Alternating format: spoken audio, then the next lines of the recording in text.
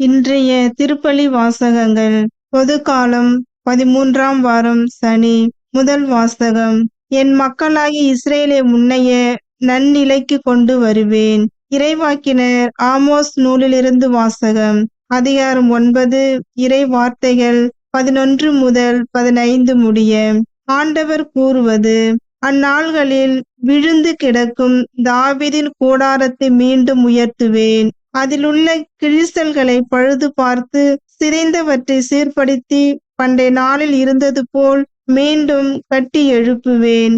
அப்பொழுது ஏதோமில் எஞ்சியிருப்போரையும் எனது பெயரை தாங்கியிருக்கும் பிற இனத்தார் அனைவரையும் அவர்கள் தங்கள் உடைமையாக்கி கொள்வார்கள் என்கிறார் இதை செயல்படுத்தும் ஆண்டவர்.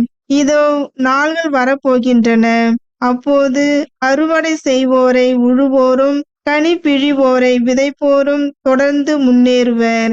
மலைகள் இனிய ரசத்தை பொழியும், குன்றுகள் தோறும் அது வழிந்தோடும் என்கிறார் ஆண்டவர். என் மக்களாகிய இஸ்ரவேலை முன்னைய நன்னிலைக்கு கொண்டு வருவேன்.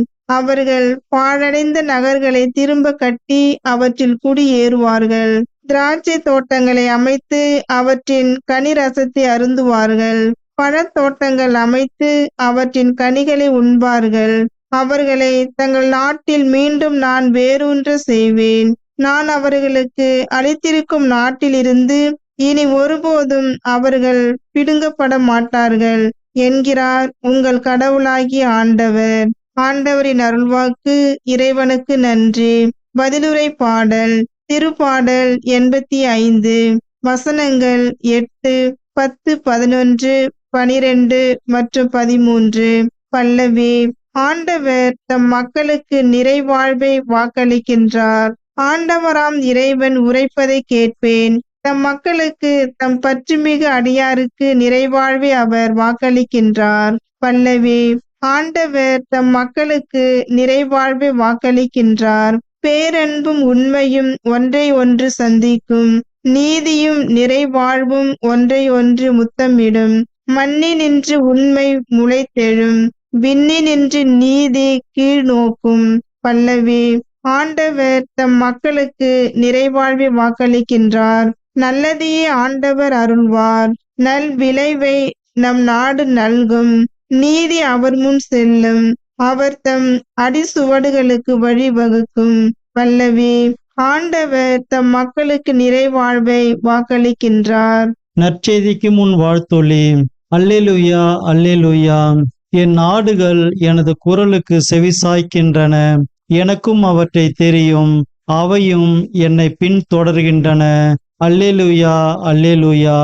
நற்செய்தி வாசகம். மணமகன் தங்களோடு இருக்கும் வரை மன விருந்தினர்கள் துக்கம் கொண்டாட முடியுமா? மத்தேயு எழுதிய தூய நற்செய்தியிலிருந்து வாசகம். அதிகாரம் 9, இறை வசனங்கள் 14 முதல் 17 முடிய.